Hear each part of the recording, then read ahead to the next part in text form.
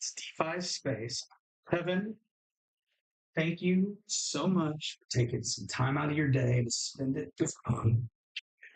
Your guide to everything that's crypto and DeFi. So today is a big day. It's that time of the month again, and we are going to take a look at my DeFi portfolio. Specifically today, we're going to be looking at my LPs and my yield farms. So if you're one of those out there that is bored with the chop in the crypto market, is waiting for that continuation of the bull or the beginning of the bear, let's hope not, of course, then this may be the video for you, because we will today answer the question of how to earn yield on our crypto assets. And we're going to be talking about how do we do this by yield farming and providing liquidity. But before we begin, please like and subscribe to this video if you like content like this. Share it with a friend who is interested in the DeFi space. And also remember, none of this today is financial advice, and I'm not a financial advisor. I'm just a dad who enjoys investing in crypto and DeFi.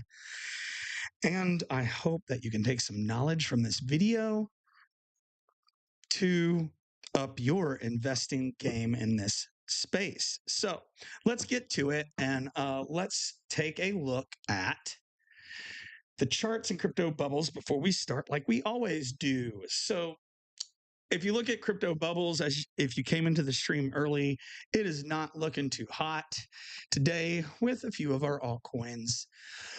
Excuse me, on the daily, Supra is down 8.8%, Move 4.4, Atom 5.3, and then everything else is kind of just trading sideways. Now, if you take a look at the week, we're actually not looking that bad, especially Plume. And we wrote an article on Plume a couple weeks back, highlighting it as a new RWA play.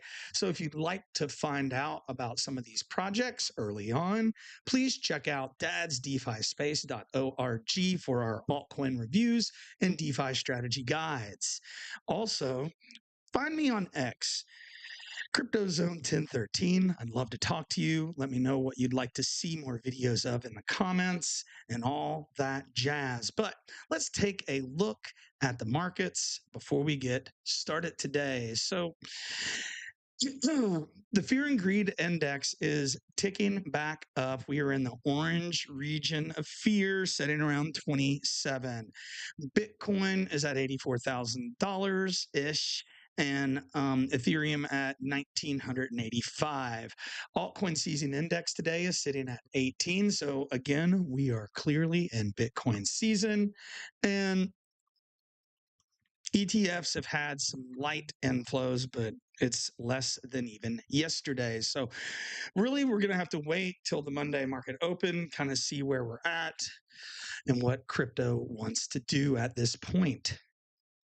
Now, the only other thing I really wanted to look at is Bitcoin dominance, and Bitcoin dominance is sitting at 60.7. And that's about it for the time being. Now, what I would like to look at now is just Bitcoin before we actually get started. That page was on a delay, so disregard our price point right now, we're sitting at $84,913. And there's something specific I wanted to talk about with this chart. Now, and I'm going to minimize this area to here. So this little blue line that you can see right above where Bitcoin's price is, this is the 200-week moving average. I've been talking about this day after day after day, but this little blue line right here is what we need to get back above and hold as support. Now, if you look really closely here, we are just barely back above it, just by a few hundreds of dollars. And if we can close the week and get right back above the 200 week and continue another week above it, I will start to feel so much more bullish. But to be quite honest, we still need to get back above this level around 86.6 and then up to 90.5,000. We've been talking about this again and again and again. So there hasn't been a lot of change to Bitcoin, but just be aware, I would be keeping my eye on that 200-week moving average right here to see if we close above it this week. If we close below the 200-week moving average, not financial advice, of course, but I am probably going to continue shorting the market. Now, let's move on to the meat and potatoes of today, and that is going to be Dad's DeFi portfolio review. Now, what you're looking at right here is the Underdog Investment Group portfolio tracker. The Underdog Investment Group is a DeFi educational community, the best in this space. If you really want to join a large community with some great education, advanced strategies, and mentorship programs, I would consider checking out the UIG Underdog Investment Groups of Crypto Labs Research. I have a link below in my description, 20% off your first month. And on top of it being 20% off your first month, if you tell them that Kevin at Dad's DeFi Space sent you, that is $50 USDT for both you and me. Anyway, back to the video. As you can see, my DeFi portfolio has gone down in value. The last time we checked this, I'm pretty sure it was sitting closer at $10,000, but we've had a massive down dip in the market. Yields are low. And look, when we are in this game, DeFi and crypto is a long-term game. And those that come into this space trying to get quick riches, like I did during the top of, well, not the top, but towards the top of the last cycle, they're going to get their asses handed to them. That is just something to consider. But when we get to the later part of the video today, I'm going to run through a beginner's guide of yield farming just to kind of update some of the content on the channel. And you will see some of the criteria that I look at, market conditions, and strategies I use to earn passive income on my crypto assets. Now, many of you out there are probably thinking, are you crazy? This space is risky enough as is. Now, I play with a good amount of risk in my DeFi portfolio, but you don't have to play that game. You can do this very conservatively and easily earn yields of anywhere from, let's say, 3% to 8% a month. Now, you can earn 10 to 20% a month if you want to be a lot more risky with your portfolio.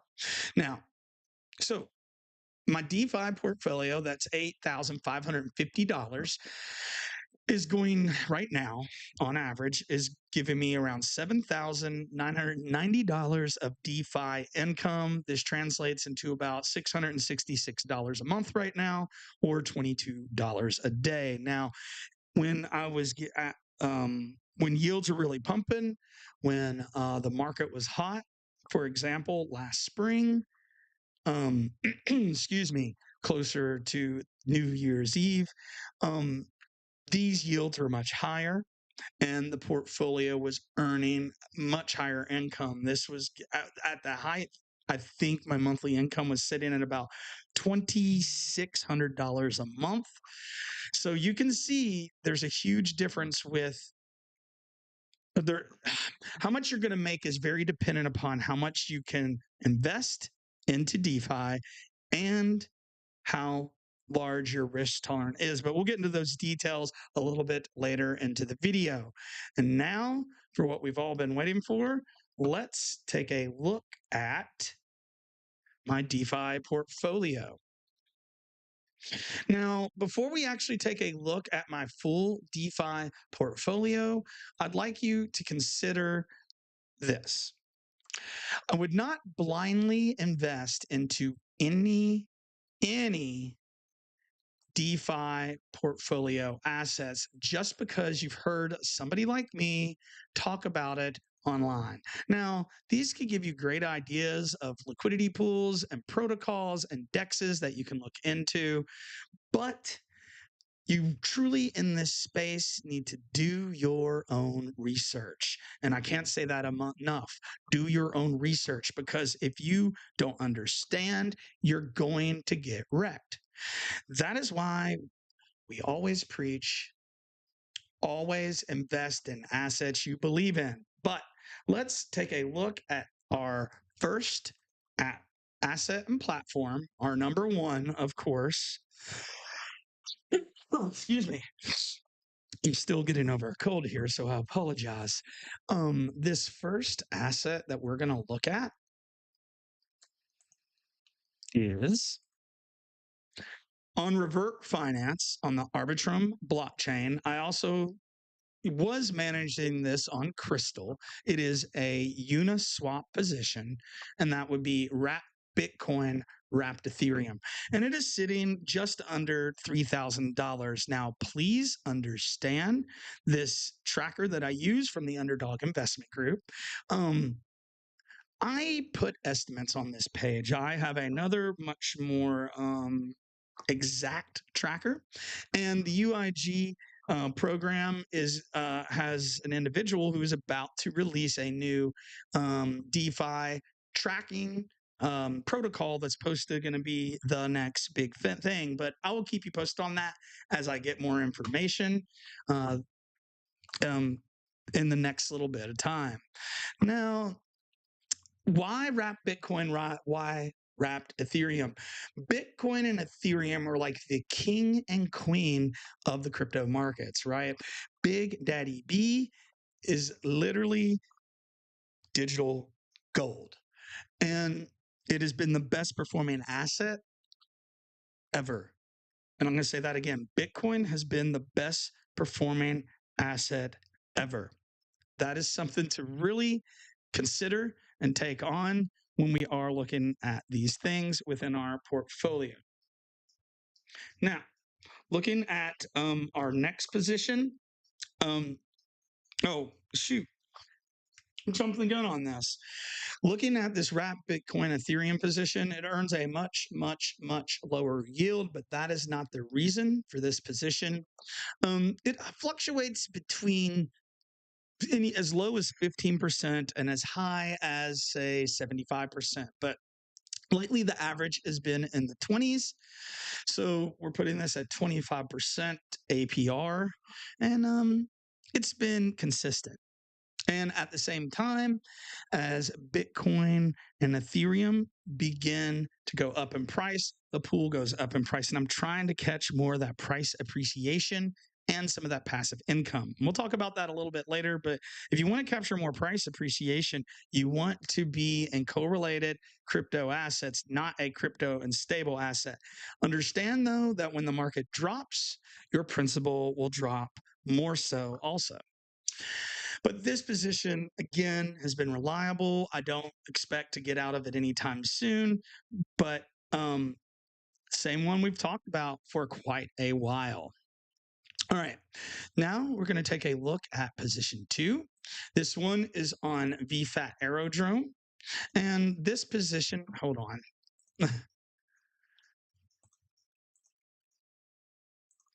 And this position on VFAT and Aerodrome, position number 2, is wrapped ETH USDC. When this position is really printing, it can print as high as 200%, average probably between, say, 80% and 120%.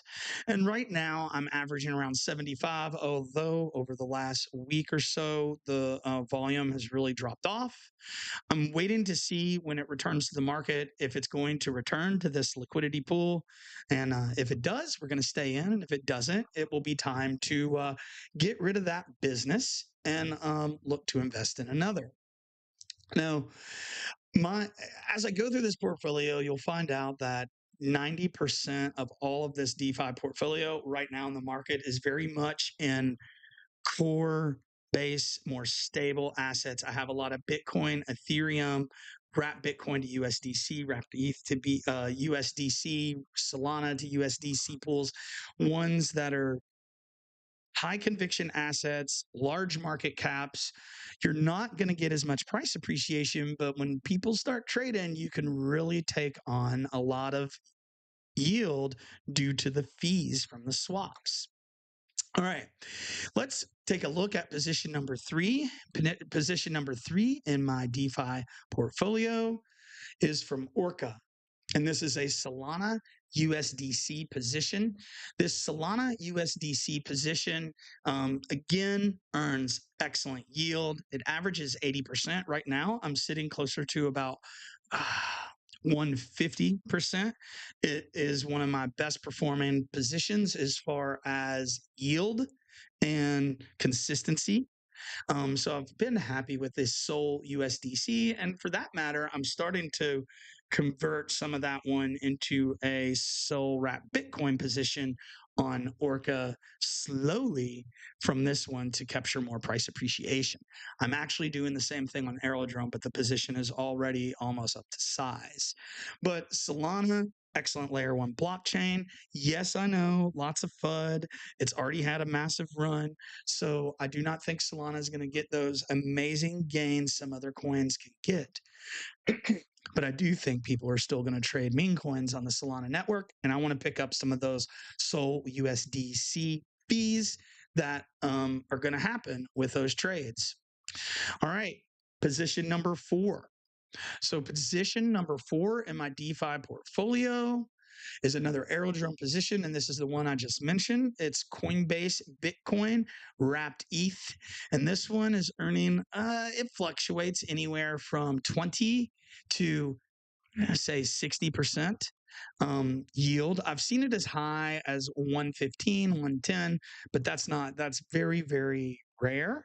So it's not something that I seek out to get high yield on.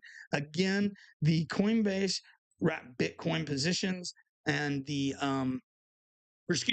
the wrap Bitcoin wrapped ETH positions are there to capture that price appreciation as the bull run continues and the market becomes bullish again.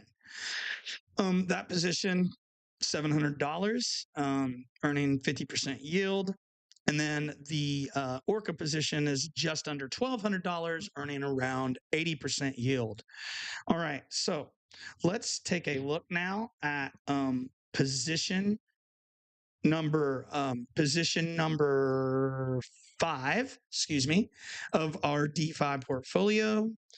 Position number 5 is actually a BNB chain position. This one is performed excellent. We have two altcoins in this, so it's an altcoin pair, and we do capture a lot of that price appreciation. But the BNB crystal position is injective and BNB. I'm actually way more bullish on injective, so I tend to use my BNB to add to my liquidity pool, or I sell it off into injective or a stable coin. I am very bullish on injective, so I'm all about stacking some more of that layer one protocol that is extremely fast, cheap, and I could see it getting a pump with the traders, honestly. So again, that is my research, my opinion, not financial advice.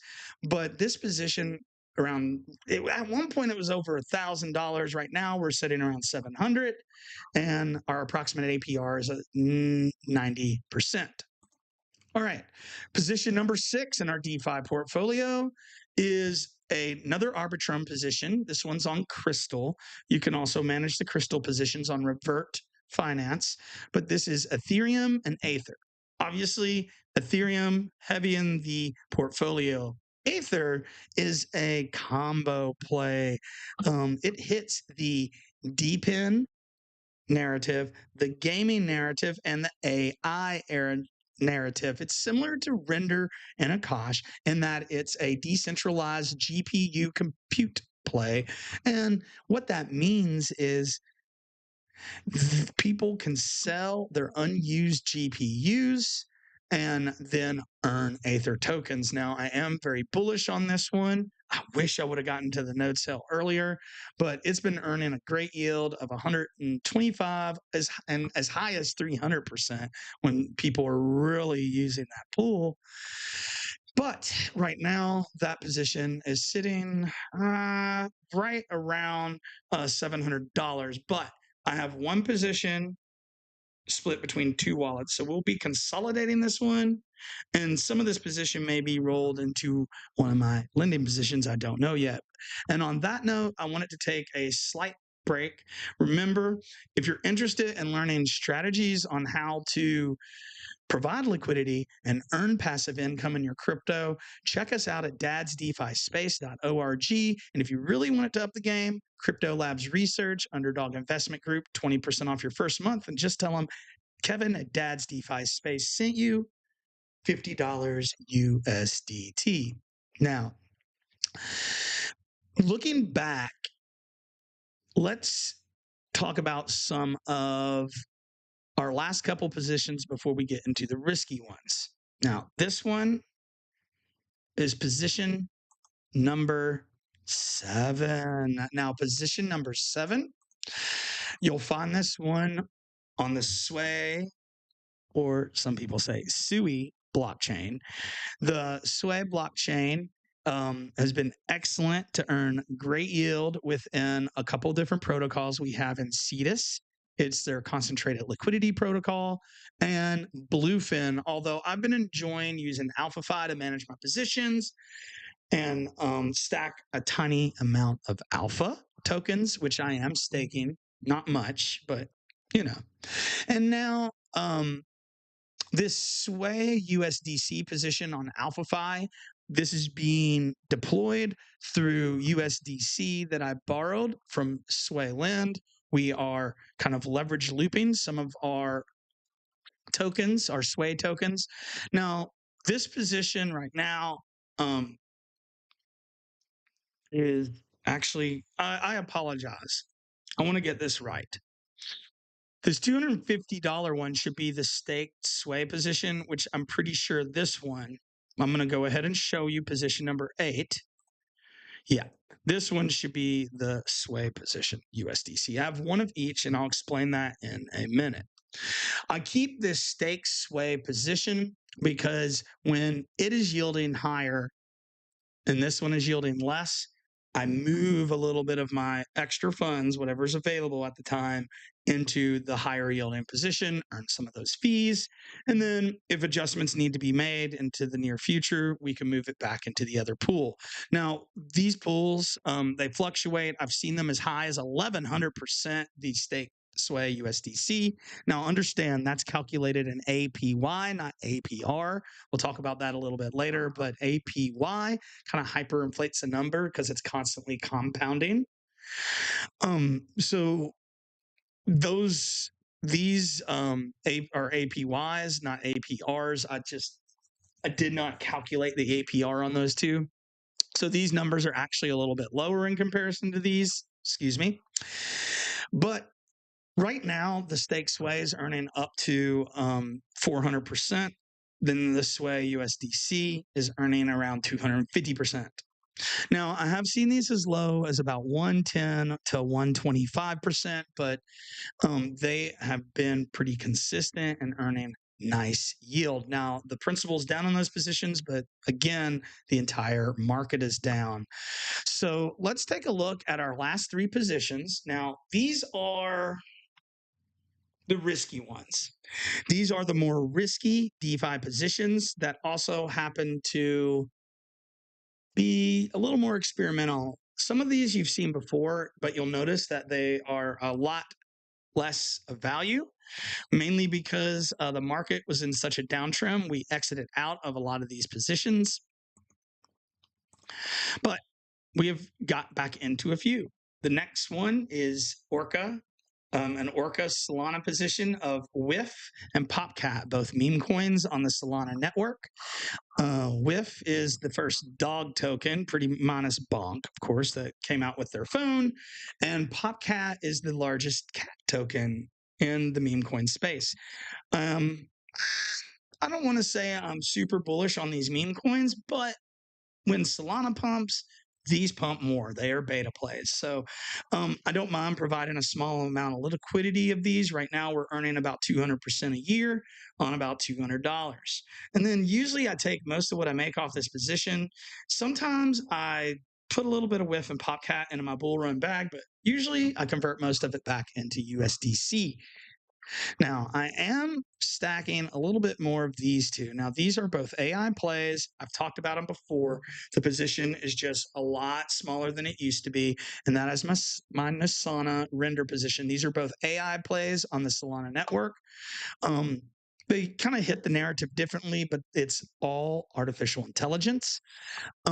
These are earning about a 175% yield on a $100 and is an excellent position, I believe, to get some AI exposure. When AI runs, this position is going to print and you get some of that price appreciation at the same time, which I've talked about in the past.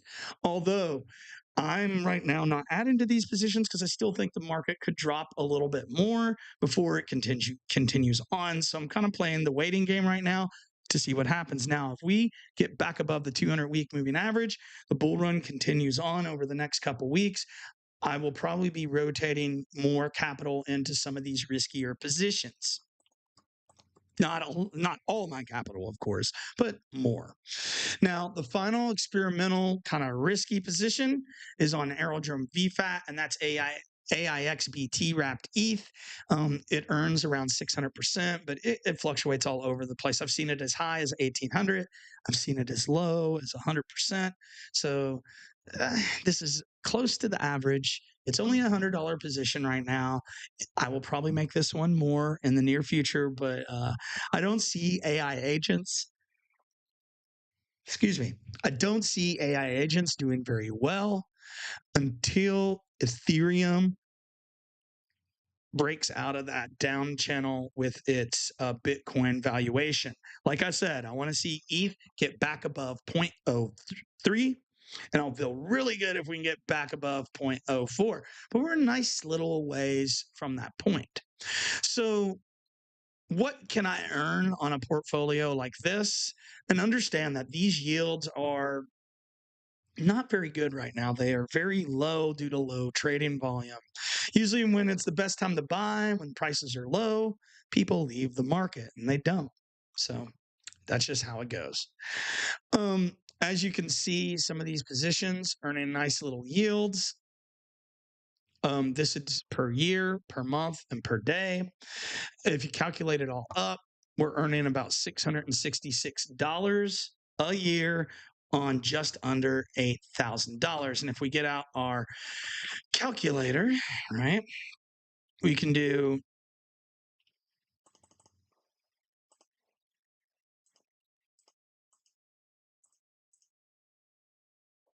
whoops, excuse me, not even thinking straight. We can take our yearly income, $7,990, and divide that by our total income, 666. And again, these are estimates. And oh, shoot, that's monthly income. I am not calculating this correctly. Ah, I'm so sorry. Let's go back to our main page. I don't know what I'm thinking. This is what you get when the kids keep you up when you're wanting to get extra sleep on your weekends. Just saying. But I need to use these numbers and I apologize. So let's bring back up our calculator, right? And we're going to do the value of our DeFi portfolio, 8,550. And we're going to divide that by our yearly income, 7,990. And whoops, I did it backwards again. 7,990 divided by 8,550. There we go. So this DeFi portfolio, even in a massive downtrend, we're looking at it earning, somewhere around 90% APR a year. I'll take it. I'd like to hit the 120, 10% a month, but I will take it in a bad market time. And we can revisit this when the market's a little hotter and we'll take a look at our yields again.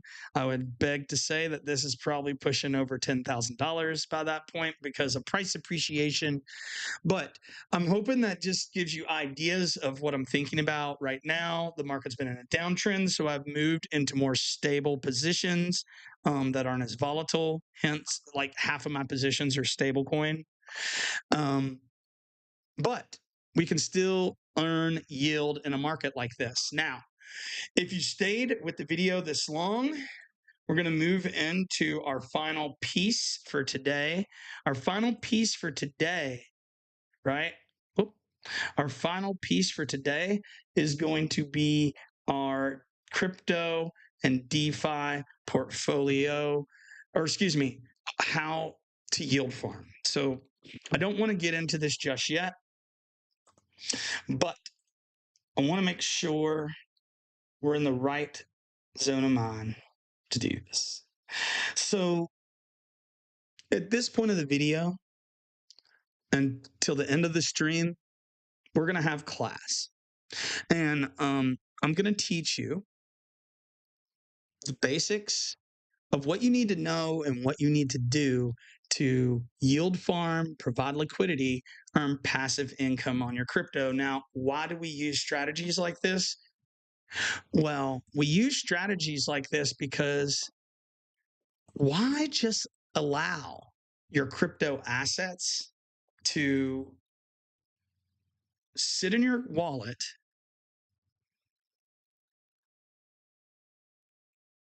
while you wait for the price appreciation? Especially if you can earn passive income. Cryptos can be staked, can earn 3%, 4%, 8%, 10%. If Adam, that one's pretty high right now because they're trying to get people in the game. You can liquid stake. You can lend on Aave. Lending, yes, the yields are lower, but you're still earning yield. And one of the strategies I remember learning and that I utilize with the UIG investment group is yield on yield. We earn, I can loan out some of my Ethereum. I can earn yield on that, let me add another step there. I can liquid stake my Ethereum and earn yield on that. And then I can take my liquid stake token and lend that out and earn yield on the staking token for lending. And then I can borrow off that, collateralizing it and borrowing, and then use that money into a liquidity pool and earn yield on that. The cycle can repeat itself. Now, do be careful with some of these strategies. You never ever want to over leverage yourself, right? But what I want to do now is talk about yield farming, AMM, and providing liquidity on decentralized exchanges to earn crypto passive income. I don't think many people out there understand how much yield you can actually earn on your assets. And we're going to look at why, we're going to look at how, and we're even going to look at some of my own personal strategies towards the end of this video. Now, I always like to start off talking about why do we choose to invest in crypto and DeFi in the first place? It's new, It can be cumbersome and hard to learn. But, well, hold on. At the same time, you can also there can be hacks. There's so many negative things that could happen to you while you invest in the DeFi space. It takes a lot of education, understanding the risk to be able to, what's the word I'm looking for? To be able to earn that yield, but earn that yield in a safe way and not get wrecked. So, why? Well, first off, Bitcoin and crypto are decentralized. Obviously, Bitcoin to the greatest extent. Some of the others are not. Okay. So, what we really truly need to know in this space is when things are decentralized, there's no central authority, a bank, a government, a business that can stop you. It's liberating. It's freedom. This brings potential for higher and higher returns because decentralization is valuable. At the same time, with Bitcoin specifically, they can only produce 21 million. So there's a potential for high returns. And cryptos and Bitcoin can very much be a hedge against inflation, specifically Bitcoin. Okay. Specifically Bitcoin. So, what I would like to talk about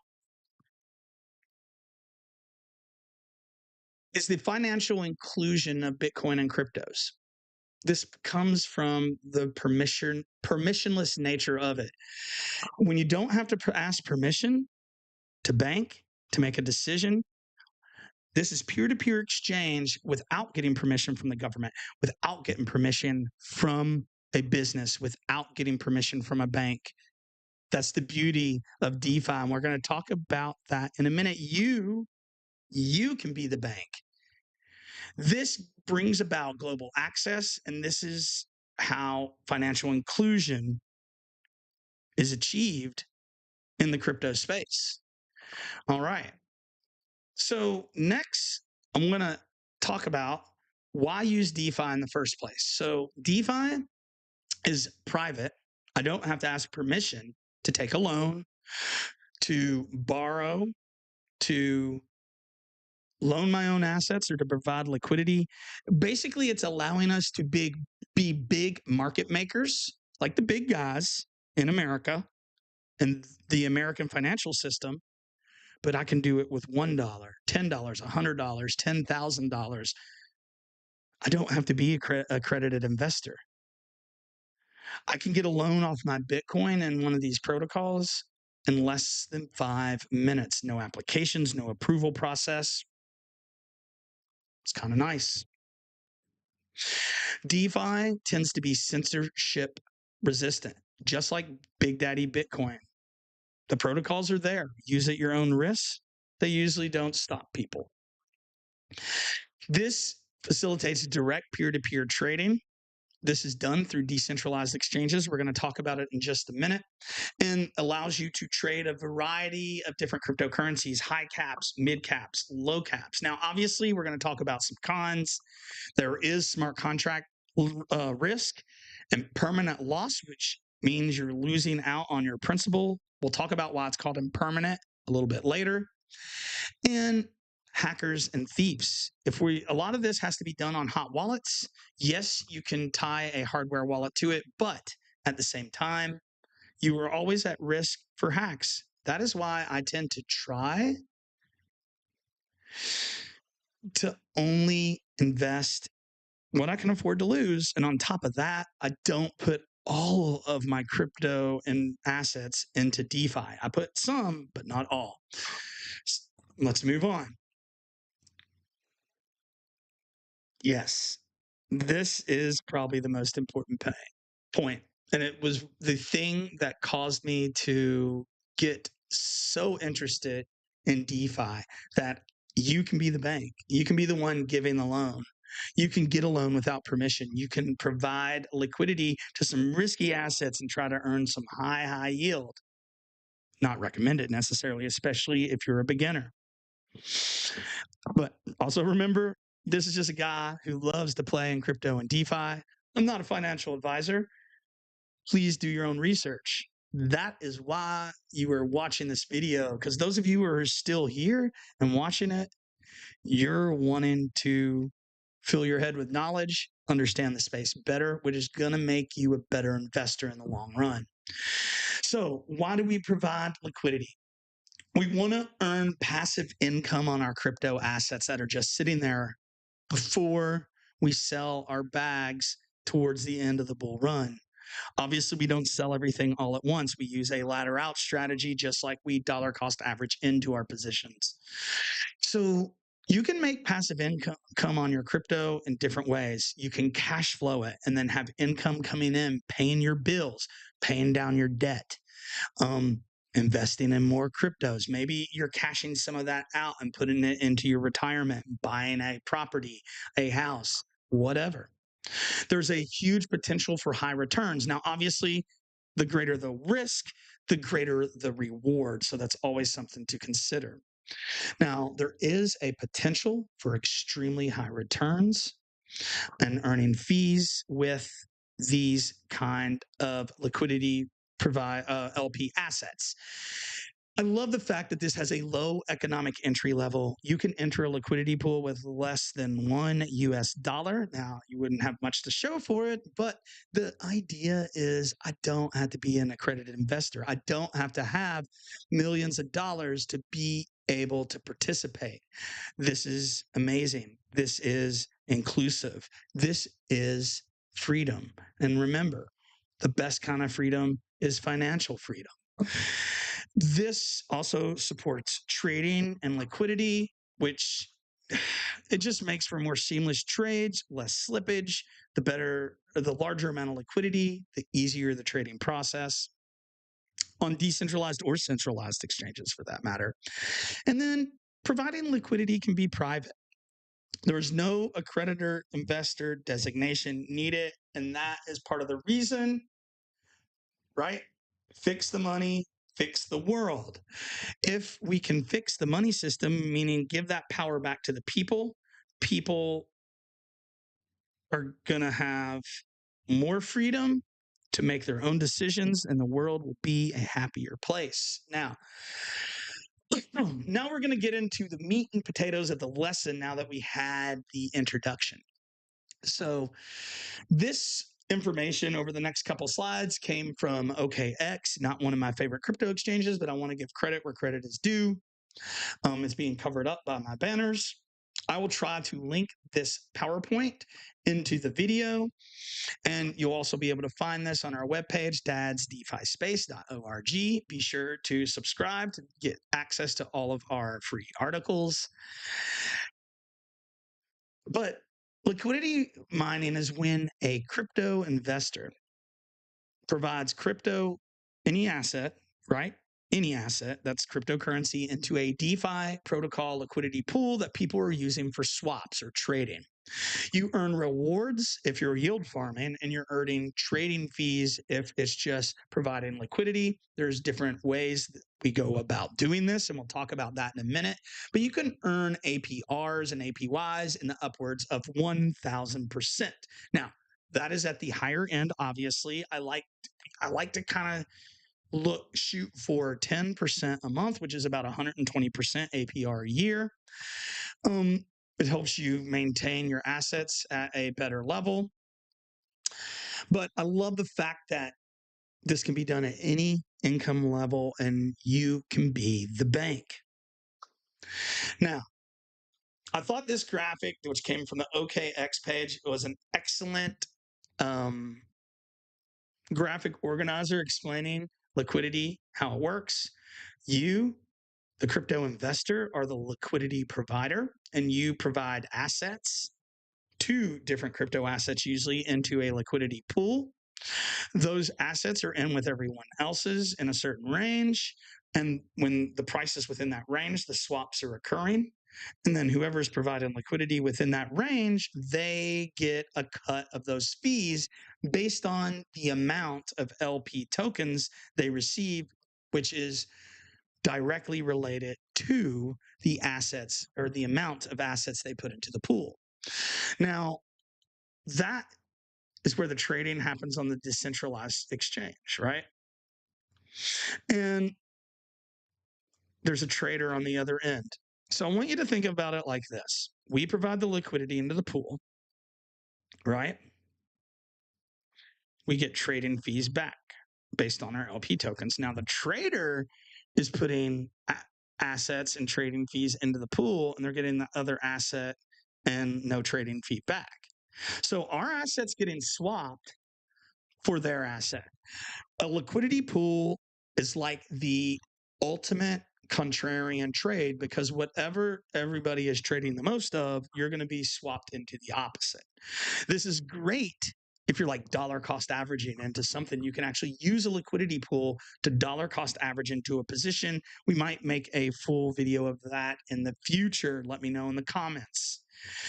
Also, we need to talk about not just what is liquidity providing, but what is yield farming. So yield farming is slightly different. Yield farming, you're still providing liquidity into a pool, right? And it can be either concentrated or it can be 50-50 or what's called a full range position. We'll talk about those in a minute. But yield farming is earning rewards for providing liquidity. So you're not earning the fees, you're earning rewards instead. You can do this by liquidity, staking, or lending within DeFi. So when you're yield farming with liquidity pools, in a sense, you're depositing assets into a protocol to generate yield. The main strategies of yield farming are, or this first one, liquidity provision, right? When you yield farm, sometimes it's vaulted, sometimes it's not, sometimes it's locked up and staked, sometimes it's not. But usually there's going to be some kind of way to force you to keep that liquidity within that smart contract so you're not withdrawing it.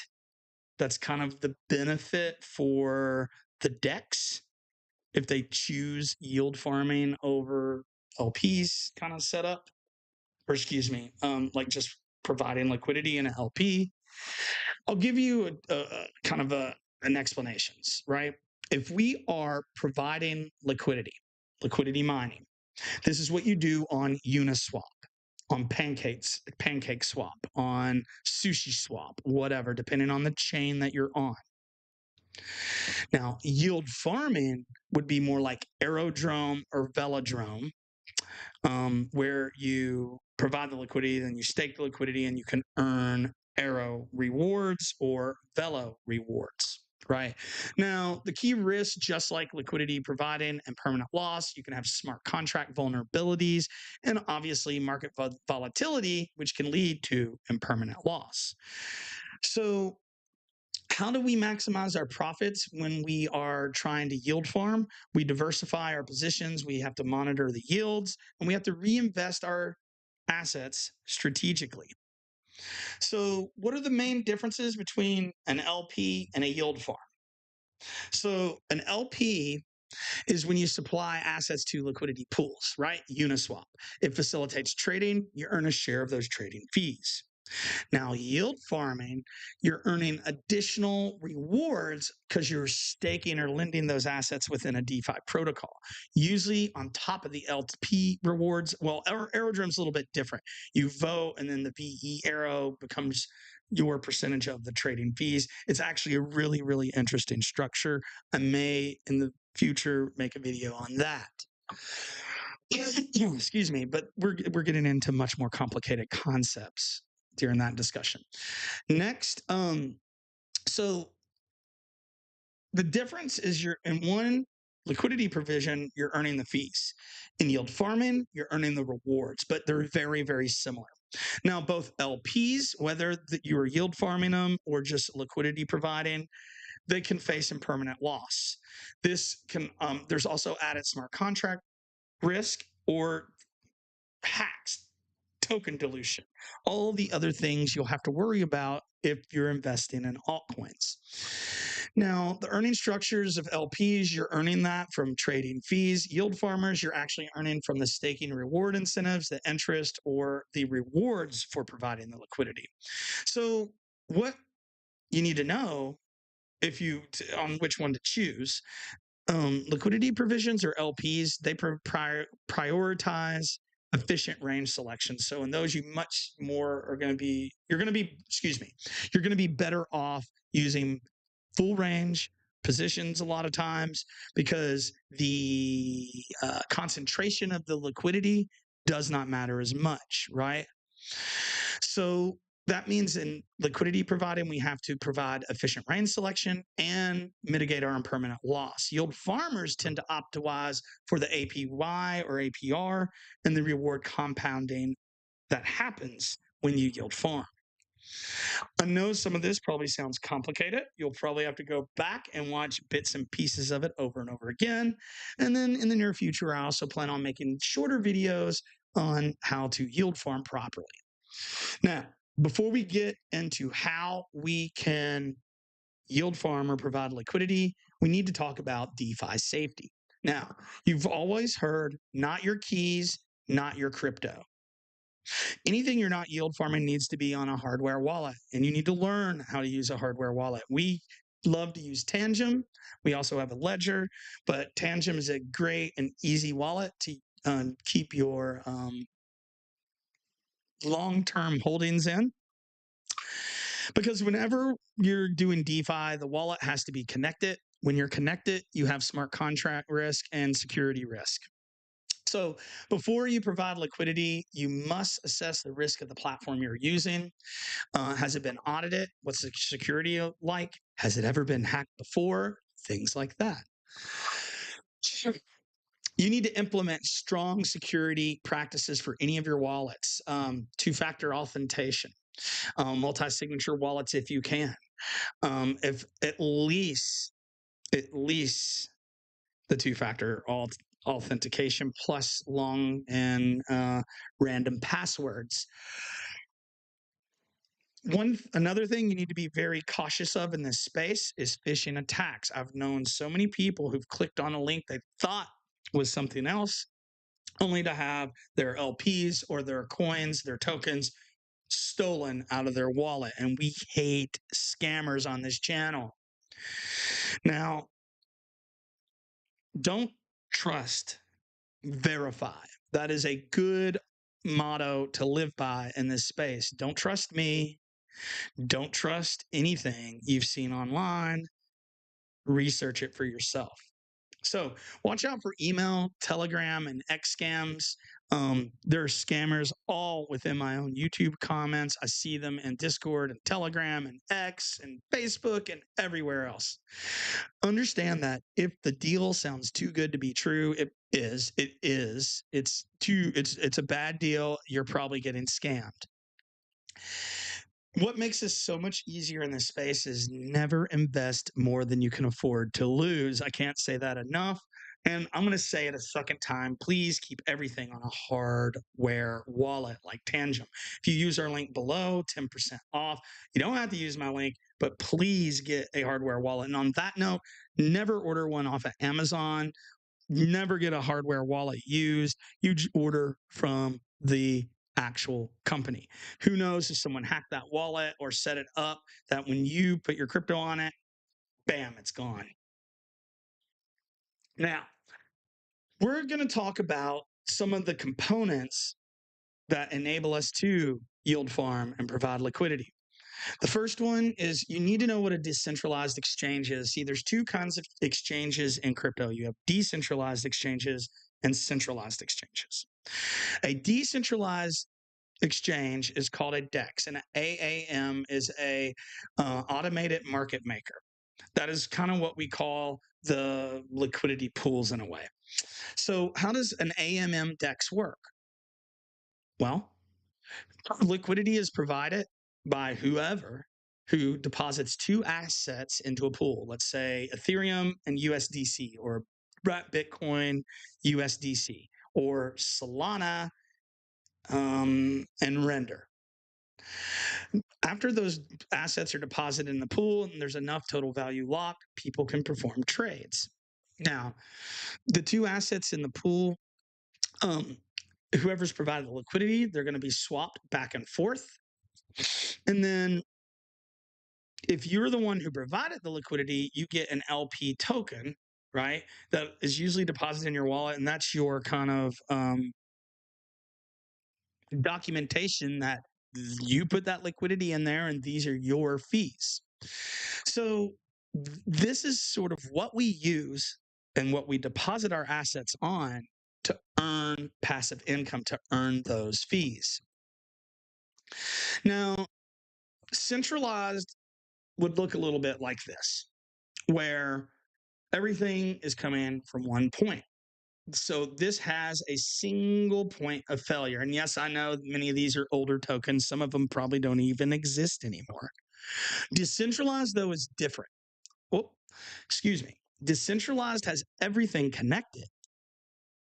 But if one goes down, the rest can still function. This makes a decentralized network much, much, much more secure than any centralized network. Now, before you can get provided liquidity, you have to also learn how to use what's called a bridge. And a bridge allows crypto assets to be transferred between different blockchains. Like you have Solana as a blockchain, Injective as a blockchain, Ethereum as a blockchain, and so on and so forth. Now, a bridge is a protocol that transfers assets between different blockchains. Like you can do Ethereum and get it from Binance Spark Chain to Base network. And then you can provide liquidity on Base network. And yes, you have to move funds around sometimes. So this is something you do need to know. How does a bridge work? Well, assets are locked. You lock them on the source chain. That's where you came from. And you get an equivalent amount of tokens minute on the target chain. There's usually a fee for this. That's how the protocol creators make theirs. And then when you bridge back, you get your tokens back. And that's how a bridge works. Now, when you're transferring back, the minute tokens are burned and the original assets are released. So you don't have, inflated supplies. But some people are weary because there are bridge hacks.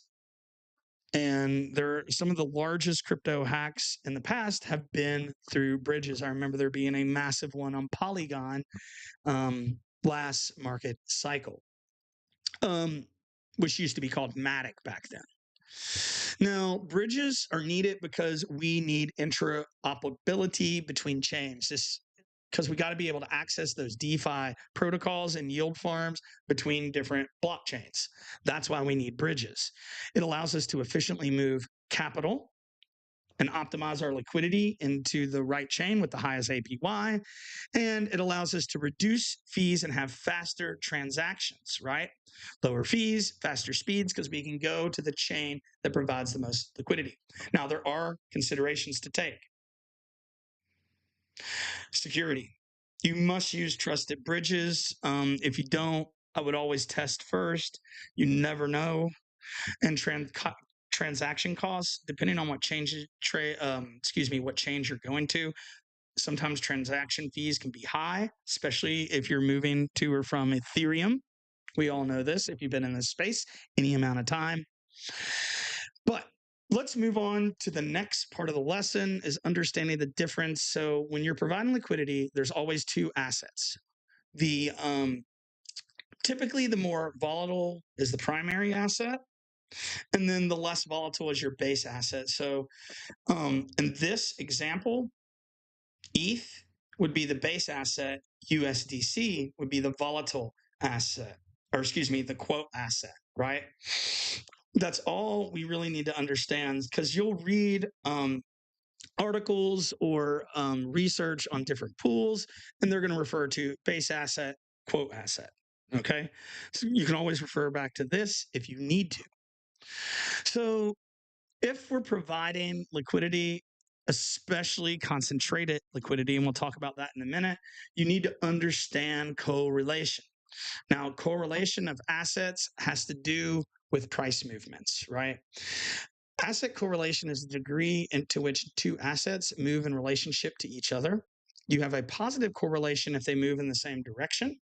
I think both going up together, right? Positive correlation. If they go down, it's a negative, but it's still positive. It's a negative price, but positive correlation because they're moving together. And if you are negatively correlated, they begin to move in the opposite direction, kind of like this. Okay. So when this happens and we're converted into the other asset, the value of our LP changes. This is what leads to impermanent loss. So it's very important, right, to understand correlation. And DeFi Llama has an excellent tool that you can use to determine correlation of assets. All right. It's great with risk management because if the assets are highly correlated, you decrease the risk of impermanent loss. And if they are not correlated, you increase the risk of impermanent loss. Just something to be aware of. Now, we're going to be taking a look at full range pools versus concentrated. Those are basically our two options. Now, a full range position, what you're doing is the liquidity is being provided against the entire range. It's being split between the two, 50-50, right? So if it was like USDC or Ethereum USDC, it's going to be 50% Ethereum, 50% USDC, okay? Now, these are less volatile. They earn less fees, though. We're still talking about full range LPs, and they're much less efficient with capital. You will not have much impermanent loss or no impermanent loss in a pool like this because 50% is USDC. The other 50 will be your volatile asset, and you're going to withdraw the same amount. And this is because the asset pool percentages are 50-50. No active management is needed.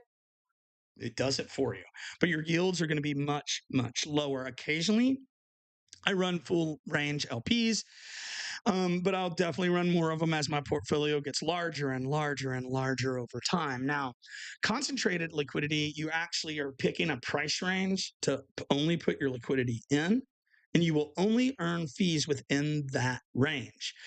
So when you're providing concentrated liquidity within a perfect range, you can earn much higher fees. Maybe the full range pool is 50% APY, but I can concentrate it in a 4% range and earn 600-700%. But you can also lose and get wrecked through impermanent loss if you're not careful. The more you rebalance pools, the more impermanent loss you will suffer. And that's what I mean by active management. So with concentrated liquidity pools, yes, you can earn higher fees. We have much more efficient capital use, but these pools need active management. They can go out of range. You have to pick your range. That involves a little bit of technical analysis and chart reading. You will definitely have higher chance of impermanent loss, and the asset percentages are actually based on the price within the range. Now, there are key factors to consider when providing liquidity and yield farming, and it goes down to 3 points. One, your asset pairing and conviction in those assets. Two, you need to look at the total value locked of the liquidity pool and the average volume over time. We'll talk about that in a minute. And then APR and yields, right? So why asset pairing? Well, number one, the asset, is it paired with a stable coin or is it paired with another volatile asset? Because that is going to change how you manage the liquidity position. You're going to have to decide, do you prefer stability and ease of use or higher potential rewards from volatility, but you may suffer more impermanent loss? That is losing your principal. So one of the best ways I believe to help mitigate impermanent loss is you need to invest in assets you believe in, both sides. For example, I believe in Bitcoin. I believe in Ethereum. So if I'm providing concentrated liquidity and I move out of range on this side and I'm fully converted into Bitcoin, I'm okay with holding Bitcoin. And if I move to the other side of my range and I go out of range, I'm okay being completely converted into Ethereum.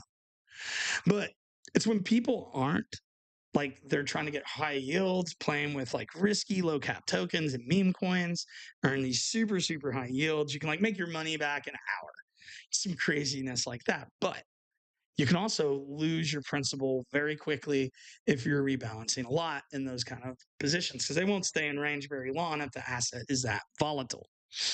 So we also have APR and yield. The APR and yield, or excuse me, we also have total value locked and volume. Let's talk about this for a minute. So, however much total value locked is in your pool, you want to make sure that there's higher volume and that the volume is hopefully equal to the total value locked or even greater than the total value locked because you know that is going to have a higher APR percentage. You can look at that also to determine is the APR yield even realistic? I see APR yields all the time that are not realistic. I don't even know how they're doing their calculations. That's why sometimes if you're doing concentrated liquidity, it can be very important to keep up with your positions, your fees, and the price movements. So let's talk about some other factors that you need to consider when you're providing liquidity and yield farming. Volatility, security and smart contract audit risk, the correlation between those assets, price trends, and technical analysis. You can use this slide as a reference point because it just goes into greater detail to what we've already discussed. Now, I want to take a moment to talk about the differences between APR and APY. APR is the annual percentage rate. It does not include compounding. It's just the raw interest rate you're earning in that moment. APR is used on VFAT, but APY, you would see that more on, for example, DeFi Finance. So APR is usually used in lending, borrowing, staking, right? When the rewards don't auto compound. We also see this within LPs. APY, or the annual percentage yield, it includes the compounding effects, and it tends to take into account the interest being reinvested daily, weekly, or monthly. This is used in staking, yield farming, and DeFi protocols with usually auto compounding mechanisms. That's why they're using APY. Right. We're going to take a break just a second. Someone's at my door, and I will get right back to the stream. Guys.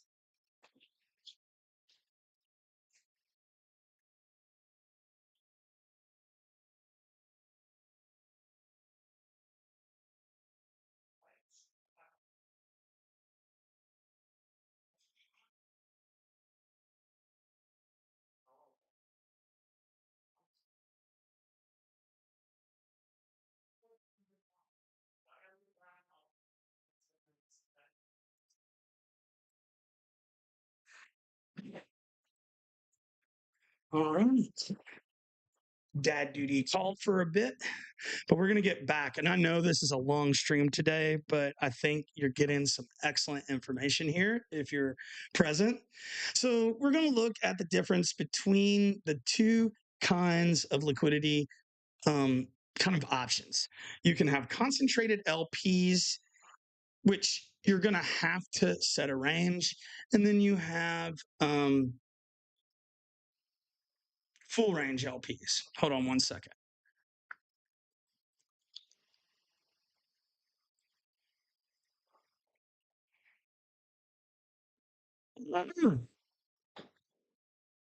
No, excuse me. My kids had thrown me off briefly, so let me start that again. I apologize. So, if you're not providing in a full range position, you're providing more than likely in a concentrated LP. To do this, you have to learn how to set a range for your assets, and you're going to need to know some basic TA. Specifically, you need to know price trends and how to draw support and resistance lines. You want to understand those key price levels because those key price levels are going to kind of give you an idea of where you need to set your range. Now, once you set your range, you can get much more technical. You can look at moving averages, volume analysis, because it'll show you where people are doing the most amount of trades. And you can look at chart patterns and indicators and all that other kind of technical analysis. Now, some of the practical tips for range selection in a concentrated LP start with those trends and the levels, support and resistance lines, identify the trend, and major support and resistance. Then you refine that with indicators, right? You look at your moving averages, look at your volume, etc. Then you need to make sure to monitor, right? Because crypto is volatile and you want to manage your risk. You balance wider, safer ranges and versus kind of narrower strategy ranges where you're trying to earn much, much higher APRs. And that's why I can't tell you what to do because I don't know your risk profile. I don't know your situation, and I don't know how many assets you're actually wanting to provide or even can provide. It's also very good to backtest strategies. There are protocols out there that allow you to do this. I think Revert, definitely. You can do that a little bit with Crystal. You definitely can do that on Metrics Finance, but those are just some ideas. So with concentrated liquidity pools, you can suffer impermanent loss. Impermanent loss happens as trades happen within a liquidity pool. Your assets are being changed between the two pairs. Understand that it's temporary until you withdraw that LP, then it is not anymore. You really should document your positions and the values to track impermanent loss. It can be difficult at times. That's why many beginners tend to pick full range positions, which is definitely something I would consider. And you always want to compare your positions to what's called HODL. And that would be the HODL would be the value of your assets when you enter the pool compared to the new value with what's been exchanged. Now, you can use mitigation strategies for impermanent loss, right? Only provide liquidity and what you believe in, high conviction assets. If you're not, you're just gambling. Let's be real. If you don't understand, you're gambling. If you don't have conviction, you're gambling. You can always try to get those higher fees and those higher rewards. So pay attention to the APR. That can always help mitigate impermanent loss. I've had positions lose 80%, but I earned 300% of fees. So, hey, I'm happy with it. Now, this is when it's very, very important to select correlated assets. You can always use the correlation coefficient on DeFi Llama. It's an excellent tool. We'll be making a video about that in the near future. And then I wanted to end with my kind of base LP strategy. First off, and first and foremost, educate yourself. Whether you do that with me, the UIG, Underdog Investment Group, or another community out there. Educate your mind, learn the protocols, study the assets. Always select ones that you believe in and don't be a degen out there. The degens don't believe, and that's the ones who sell for losses. Always allocate to your risk tolerance. I will tell you right now that in the crypto space, people tend to become more risky than they actually are. So you should self-evaluate, understand your risk tolerance. I always try to select pools with at least $200,000 of liquidity, but I am in a few that may be less than this, around 100,000 to 50,000. But I tend to try to stay above 200. I know many people out there that won't invest in LPs less than $1 million, but that also depends on how much capital you're playing with. That number would probably go up if I was playing with more. I mean, I'm never moving more than probably $1,000 at a time. 200,000 is okay. But if I was moving $50,000 at a time, no, I would be looking at pools that were at least $1 million minimum. Not financial advice. Now, My very first pool would either be a full range position, maybe wrap Bitcoin Ethereum, or wrap Bitcoin USDC, or wrapped Ethereum USDC, something like that.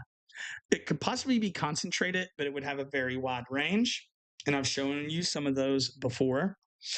And then with the rest of my capital in DeFi, I may look into some more correlated pools, higher yields, and then the profits I get off of my rewards are going to be reinvested either into crypto assets, the same ones I get the fees in, or I may swap them into others, or stable coins that are going to be set aside until I need them during a market dip. I tend to provide loans with my stable coins. If they're sitting on the side, might as well earn a little yield on yield. Or sometimes I even put them into other LPs until those funds are needed. Sometimes I might put it in a stable coin pool, a USDC, USDT pool, something like that. I know this was a lot of information today, and I appreciate it if you've watched this full video. We're pushing an hour and 20 minutes. Thank you for being a part of Dad's DeFi space. And I appreciate each and every one of you for taking just a little bit of time out of your day to learn from me, Kevin.